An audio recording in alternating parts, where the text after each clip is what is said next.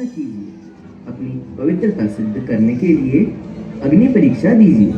कौन सी अग्नि परीक्षा चाहते हैं भद्र आप सीता से स्पष्ट कीजिए, क्योंकि स्त्रियों की अग्नि परीक्षा तो उनके जन्म से ही आरंभ हो जाती है। उन्हें पुत्री जन्म से ही परीक्षा देनी पड़ती है। कुल पुरुषों के नाम से जाना जाता है, परंतु उसका नाम, मान और मर्यादा की रक्षा एक स्त्री को ही करनी पड़ती है। अपना अस्तित्व भूलकर पति के अस्तित्व का आकार बढ़ाना पड़ता है।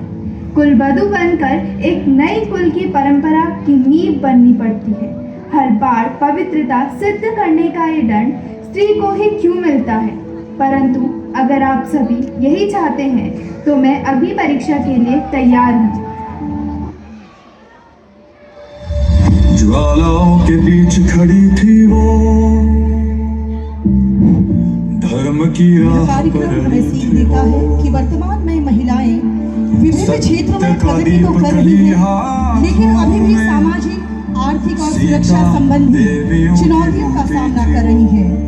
शिक्षा और राजनीतिक भागीदारी बढ़ी है, लेकिन लैंगिक असमानता, घरेलू हिंसा और कार्यस्थल पर भेदभाव जैसी समस्याएं बनी हुई हैं।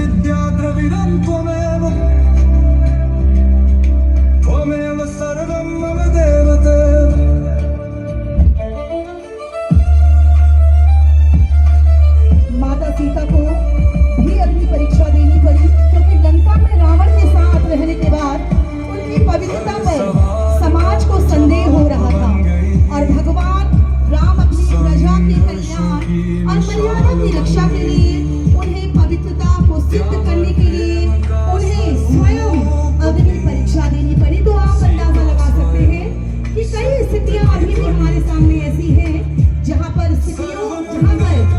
स्त्रियों की स्थिति अभी भी बेहद दुखदाई और दयनीय है।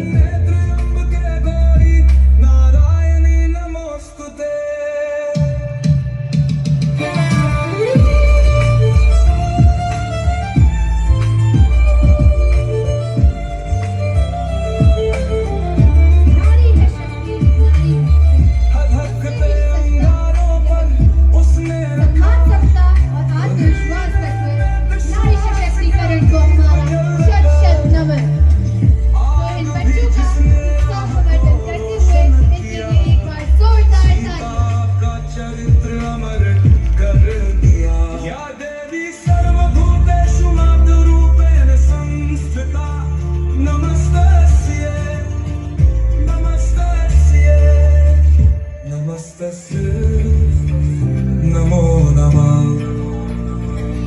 नमः।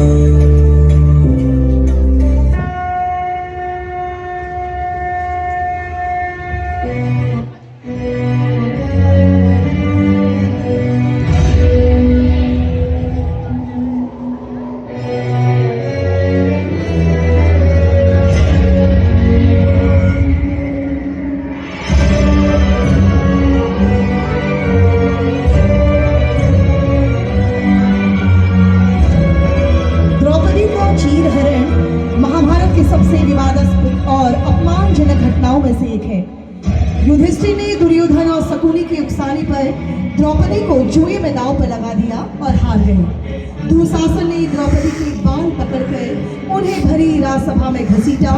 द्रौपदी ने सभा में बैठे सभी वरिष्ठ जनों जैसे भीष्म, द्रोणाचार्य और विदुर से मदद की गुहार लगाई, लेकिन किसी ने भी आगे आकर विरोध नहीं किया। तब भगवान श्री कृष्ण ने द्रौपदी की लाज बचाई और उनके वस्त्रों की संख्या को अनंत बना दिया, जिससे दुशासन का वस्त्र उतारने में असफल रहा। इसके बाद देखेंगे आप महाभारत का ये प्रसंग।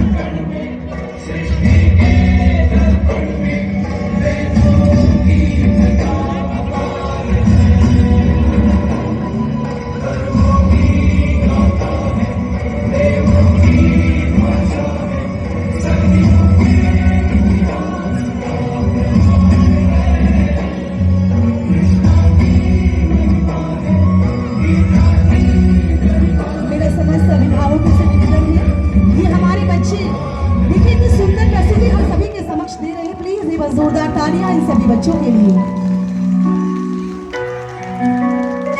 द्रौपदी का चीरहरण आप सभी के समक्ष ये प्रसंग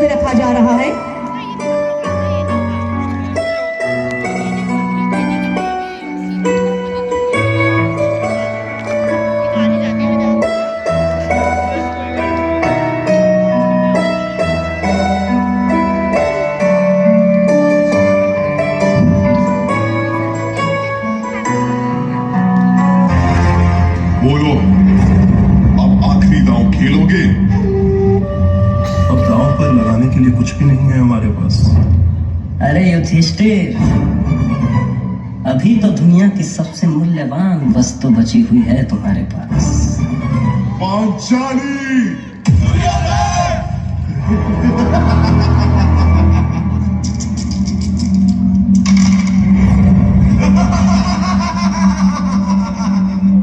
सुनो वीर दुशासन, एक क्षण भी तुम न गवाओ। पांचाली के बाल खींचते हुए सभा में लाओ। भरी राजसभा में घसीटा द्रौपदी को उसके बाल खींचकर भरी सभा में लाया गया, उसे अपमानित किया गया, लेकिन किसी ने भी उठकर इसका विरोध नहीं किया। तो देखिए बच्चे, आप सभी के समक्ष महाभारत का ये मार्मिक चित्रण आप सभी के समक्ष रख रहे हैं। प्लीज एक बार आप सभी जोरदार तालियों से बच्चों का उत्साहवर्धन जरूर करें।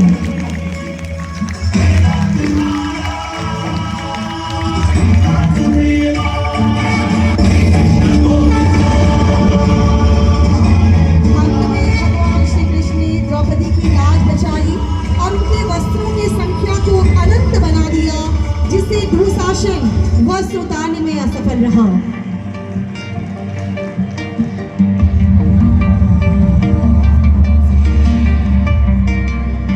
अंधेरे में चमकती तो दिए की रोशनी,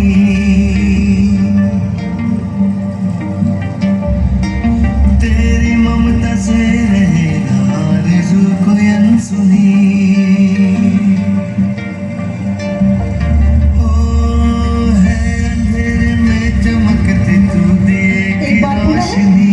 वर्तमान में महिलाएं विभिन्न क्षेत्र में प्रगति तो कर रही हैं, लेकिन अभी भी सामाजिक, आर्थिक और सुरक्षा संबंधी चुनौतियों का सामना भी कर रही है। शिक्षा और राजनीतिक भागीदारी बढ़ी है, लेकिन लैंगिक असमानता, घरेलू हिंसा और कार्यस्थल पर भेदभाव जैसी समस्याएं बनी हुई हैं।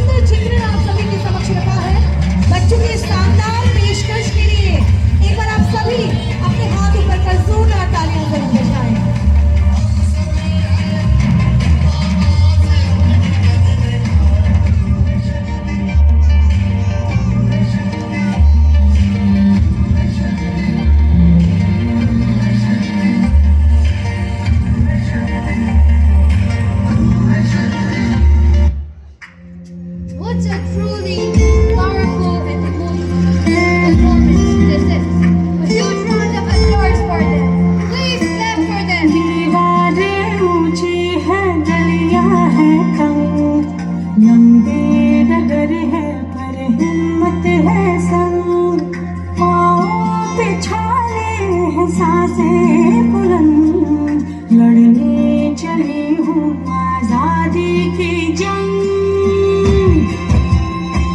बेखौफ आजाद है जीना मुझे, बेखौफ आजाद है रहना मुझे, बेखौफ आजाद है जीना मुझे, बेखौफ आजाद है रहना मुझे।